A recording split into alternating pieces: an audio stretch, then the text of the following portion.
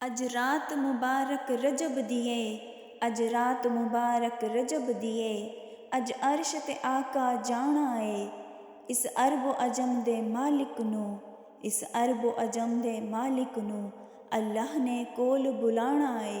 بسم اللہ الرحمن الرحیم۔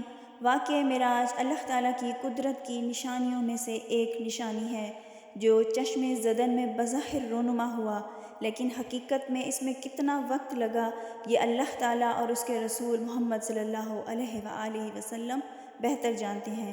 اللہ تعالیٰ نے اس واقعے میں اپنے محبوب پیغمبر حضرت محمد صلی اللہ علیہ وآلہ وسلم کو اپنی قدرت کاملہ کا مشاہدہ کرایا۔ واقعہ معراج اعلان نبوت کے 10ویں سال اور مدینہ ہجرت سے 1 سال پہلے مکہ میں پیش آیا۔ ماہ رجب کی 27ویں رات ہے۔ اللہ تعالیٰ فرشتوں سے ارشاد فرماتا ہے، اے فرشتو، آج کی رات میری تسبیح بیان مت کرو، میری حمد و تقدیس کرنا بند کر دو۔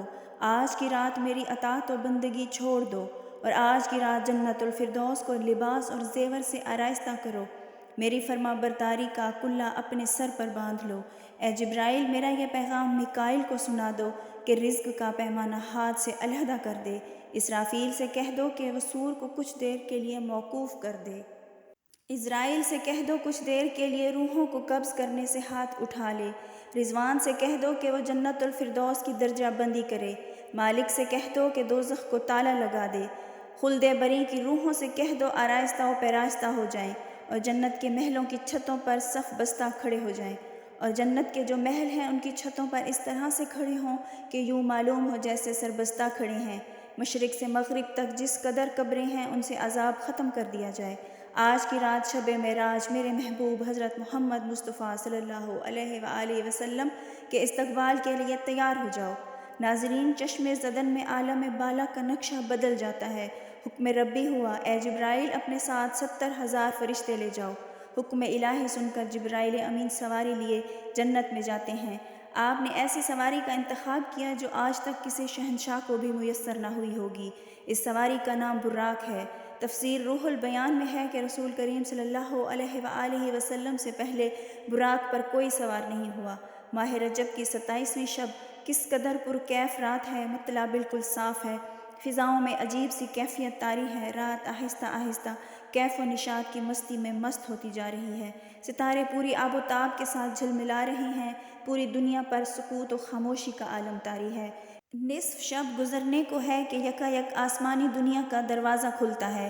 انوار و تجلیات کے جلوے سمیٹے حضرت جبرائیل امین نورانی مخلوق کے جھرمٹ میں براق لیے آسمان کی بلندیوں سے اتر کر حضرت ام ہانی کے گھر تشریف لاتے ہیں، جہاں ماہ نبوت حضرت محمد صلی اللہ علیہ وآلہ وسلم محو خواب ہیں، آنکھیں بند کیے، دل بیدار لیے آرام فرما رہے ہیں۔ حضرت جبرائیل امین ہاتھ باندھ کر کھڑے ہیں اور سوچ رہے ہیں اگر آواز دے کر جگایا تو بے ادبی ہو جائے گی۔ فکر مند ہیں کہ معراج کے دولہے کو کیسے بیدار کیا جائے۔ اس وقت حکم ربی ہوتا ہے، یا جبرائیل قبل قد نیائے جبرائیل، اے جبرائیل میرے محبوب کے قدموں کو چوم لے تاکہ تیرے لبوں کی ٹھنڈک سے میرے محبوب کی آنکھ کھل جائے۔ اسی دن کے واسطے تجھے میں نے کافور سے پیدا کیا تھا۔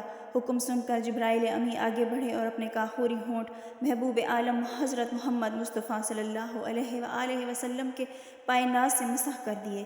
یہ منظر بھی کس قدر حسین ہوگا جب جبرائیل امی نے فخر کائنات حضرت محمد مصطفیٰ صلی اللہ علیہ وآلہ وسلم کے قدموں کو بوسہ دیا۔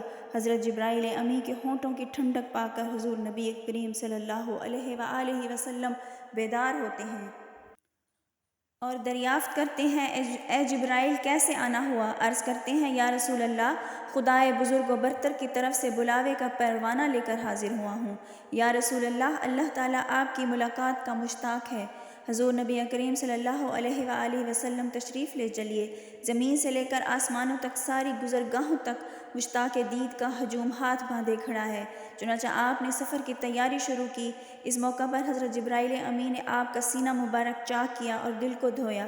حضور نبی کریم صلی اللہ علیہ وآلہ وسلم کا ارشاد گرامی ہے کہ میرے پاس ایک آنے والا آیا، اس نے میرا سینہ چاک کیا، سینہ چاک کرنے کے بعد میرا دل نکالا، پھر میرے پاس سونے کا ایک تشت لایا گیا جو ایمان و حکمت سے لبریز تھا، اس کے بعد میرے دل کو دھویا گیا، پھر وہ ایمان و حکمت سے لبریز ہو گیا، اس قلب کو سینہ اقدس میں اس کی جگہ پر واپس رکھ دیا گیا۔ بخاری شریف کی جلد نمبر اول میں صفحہ نمبر 568 میں درج ہے۔ سینہ اقدس کے شق کیے جانے کے بعد کئی حکمتیں ہیں، جس میں سے ایک یہ ہے کہ قلب اطہر میں ایسی قوت قدسیہ شامل ہو جائے جس سے آسمانوں پر تشریف لے جانے اور عالم سماوات کا مشاہدہ کرنے، بالخصوص دیدار الہی میں کوئی دقت اور دشواری پیش نہ آئے۔ پھر آپ صلی اللہ علیہ وآلہ وسلم کے سر انور پر امامہ باندھا گیا۔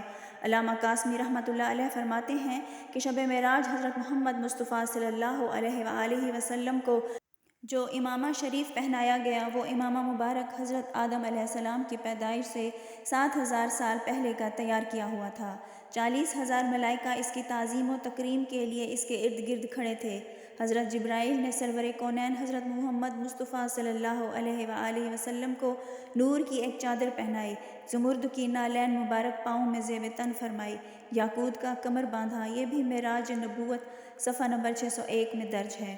حضور نبی کریم صلی اللہ علیہ وآلہ وسلم نے براق کا حلیہ بیان کرتے ہوئے ارشاد فرمایا، سینہ صرف یاقوت کی مانند چمک رہا تھا، اس کی پشت پر بجلی گھومتی تھی، ٹانگیں سبز زمرد، دم مرجان، سر اور اس کی گردن یاقوت سے بنائی گئی تھی، بہشتی زین اس پر کسی ہوئی تھی جس کے ساتھ سرخ یاقوت کے 2 رکاب آویزاں تھے، اس کی پیشانی پر لا الہ الا اللہ محمد الرسول اللہ لکھا ہوا تھا۔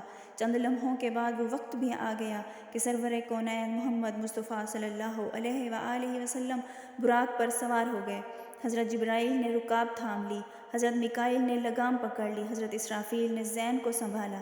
حضرت امام قاسمی رحمۃ اللہ فرماتے ہیں کہ معراج کی رات 80,000 فرشتے حضور پاک صلی اللہ علیہ وآلہ وسلم کے دائیں طرف اور 80,000 بائیں طرف تھے۔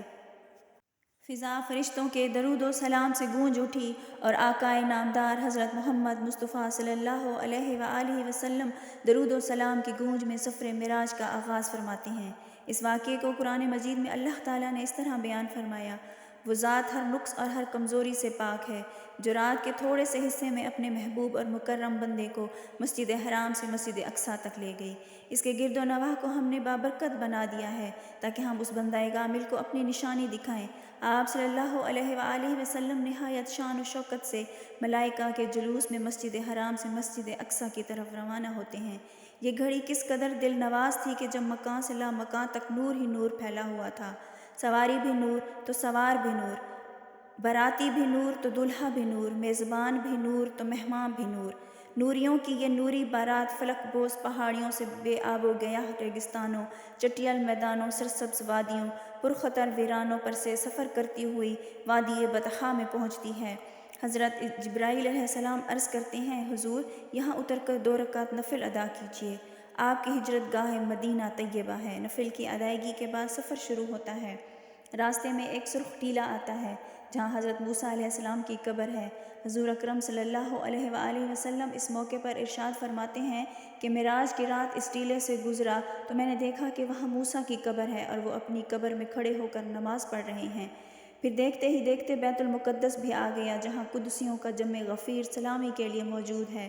حور و غلماں خوش آمدید کہنے کے لیے تقریباً 1,24,000 انبیاء و مرسلین استقبال کے لیے بے چین اور بے قرار کھڑے تھے۔ حضور نبی کریم صلی اللہ علیہ وآلہ وسلم اس مقام پر تشریف فرما ہوئے جسے باب محمد کہا جاتا ہے۔ حضرت جبرائیل نے ایک پتھر کے پاس آئے جو اس وقت موجود تھا۔ حضرت جبرائیل نے اس پتھر میں انگلی مار کر اس میں سوراخ کر دیا اور براق کو اس میں باندھ دیا۔ یہ تفسیر ابن کثیر کی جلد نمبر 3 صفحہ نمبر 7 میں درج ہے۔ آفتاب نبوت حضرت محمد مصطفیٰ صلی اللہ علیہ وآلہ وسلم مسجد اقصیٰ میں داخل ہوتے ہیں۔ صحن حرم سے فلک تک نور ہی نور چھایا ہوا ہے۔ قدسی سلامی دے رہے ہیں، حضرت جبرائیل آذان دے رہے ہیں، تمام انبیاء و رسول صف در صف کھڑے ہو رہے ہیں۔ جب صفیں بن چکی تو امام الانبیاء فخر دو جہاں حضرت محمد مصطفیٰ صلی اللہ علیہ وآلہ وسلم امامت فرمانے تشریف لاتے ہیں۔ تمام انبیاء و رسول امام الانبیاء کے اقتداء میں 2 رکعت نماز ادا کر کے اپنی نیاز مندی کا اعلان کرتے ہیں۔ ملائکہ و انبیاء سب کے سب سر تسلیم خم کیے ہوئے ہیں۔ بیت المقدس نے آج تک ایسا دل نواز منظر اور روح پرور سما نہیں دیکھا۔ وہاں سے تاریخی عظمت و رحمت کے پرچم پھر بلند ہونے شروع ہوتے ہیں۔ درود و سلام کی فضا ایک مرتبہ پھر گونج اٹھتی ہے۔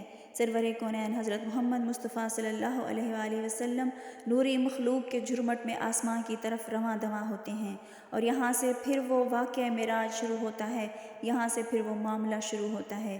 حضور نبی کریم صلی اللہ علیہ وآلہ وسلم فرماتے ہیں، پھر مجھے اوپر لے جایا گیا۔ براق کی رفتار کا یہ عالم تھا کہ جہاں نگاہ کی انتہا ہوتی تھی وہاں براق کا پہلا قدم ہوتا۔ پہلا آسمان آ گیا، حضرت جبرائیل نے دروازہ کھٹکھٹایا۔ دربان نے پوچھا کون ہے؟ حضرت جبرائیل۔ دربان نے پوچھا تمہارے ساتھ کون ہے؟ حضرت جبرائیل نے کہا حضرت محمد مصطفیٰ صلی اللہ علیہ وآلہ وسلم۔ دربان نے کہا مرحبا، دروازے انہی کے لیے ہی کھولے جائیں گے۔ دروازہ کھولا گیا۔ آسمان اول پر حضرت آدم علیہ السلام نے حضور سرور کونین کو خوش آمدید کہا۔ دوسرے آسمان پر حضرت عیسیٰ اور حضرت یحییٰ نے حضور پاک صلی اللہ علیہ وسلم کو خوش آمدید کہا۔ تیسرے آسمان پر حضرت یوسف علیہ السلام نے، چوتھے آسمان پر حضرت ادریس علیہ السلام، پانچویں آسمان پر حضرت ہارون علیہ السلام، چھٹے آسمان پر حضرت موسیٰ علیہ السلام، اور ساتویں آسمان پر حضرت ابراہیم علیہ السلام نے سرور کونین حضرت محمد مصطفیٰ صلی اللہ علیہ وآلہ وسلم کا استقبال کیا اور خوش آمدید کہا۔